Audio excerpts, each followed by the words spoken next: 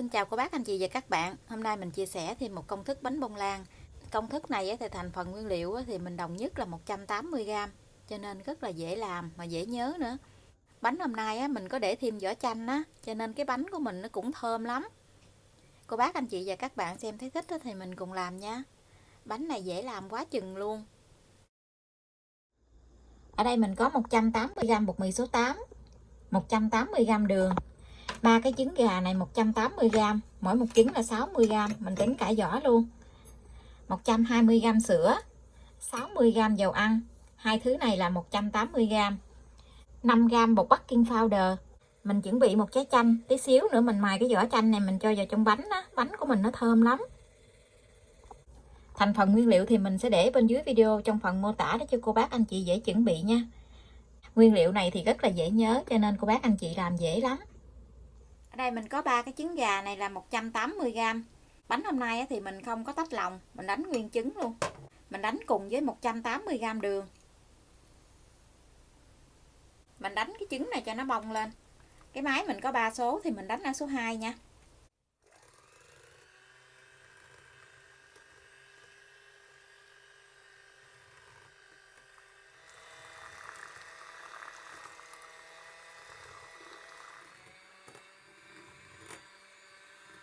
Cô bác anh chị mình đánh cái trứng này nè, khi nào mình dở cái que đánh trứng lên á, nó có cái dòng chảy đặc giống như sữa chua gì là được nha. Cái dòng chảy nó đặc gì, nó không có đặc quá, nó chỉ giống như sữa chua thôi. Tiếp theo thì mình sẽ cho 60g dầu ăn vô. Mình dùng cái máy này mình trộn cho nó đều lại. Mình đánh ở số 1 thôi. Tiếp theo thì mình sẽ cho 120g sữa vô. Rồi mình trộn lại cho nó đều.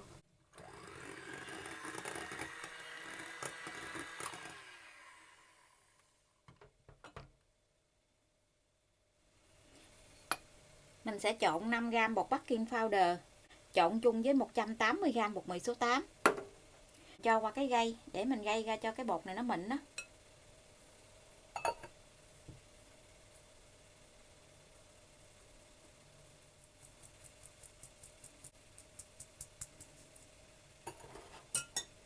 Mình dùng cái phới lòng này mình trộn lên cho cái bột nó đều lại.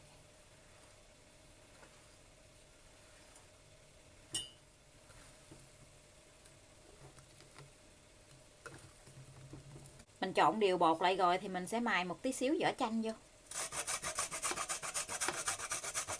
Mình lấy cái vỏ thôi, mình không có lấy phần trong nha. Mình mài cả khoảng nửa trái chanh gì. Vỏ chanh vàng á, thì nó không có bị đắng mà nó rất là thơm luôn. Vỏ chanh hoặc là vỏ cam cũng được. Rồi mình lấy cái muỗng nè, mình trộn cho nó đều lại. Trộn đều xong rồi thì cô bác anh chị cho vào trong khuôn để nướng luôn.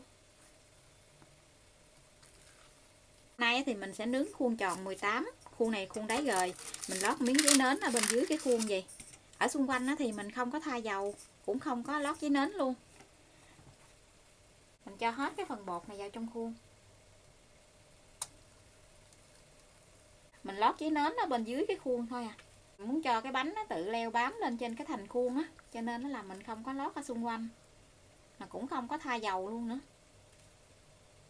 Cho bột vào trong khuôn rồi cô bác anh chị lấy chiếc đũa nhọn á, mình đi cái đường xoắn ốc ở trên cái bánh gì nè, để cho cái mặt bánh nó vàng đều ra.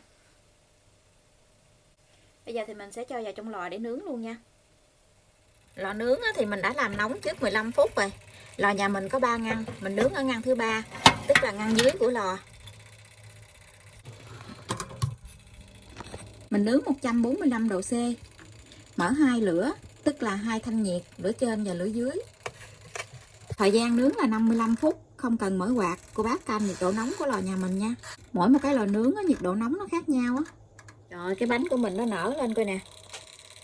Nở tròn vo luôn. Nó cao qua khỏi cái khuôn luôn á. Bánh mình đã nướng xong rồi.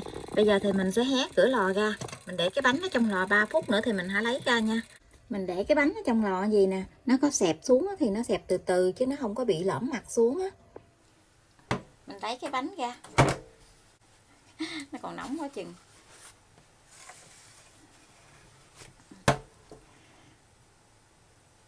Nhìn thấy mê luôn á, coi nè. Mình lấy cái bánh ra thì cô bác anh chị thả cái bánh xuống dưới bàn vài cái nha, để cho cái hơi á, nó thoát ra.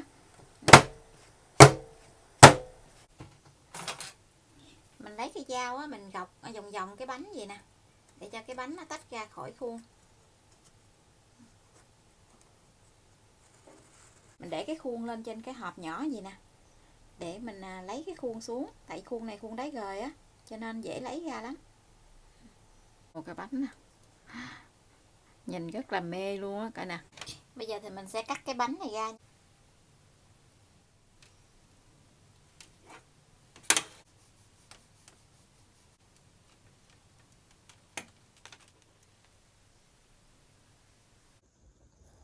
Bánh của mình nó cực kỳ xốp luôn rồi nè, ngon lắm, nó thơm cái mùi vỏ chanh á.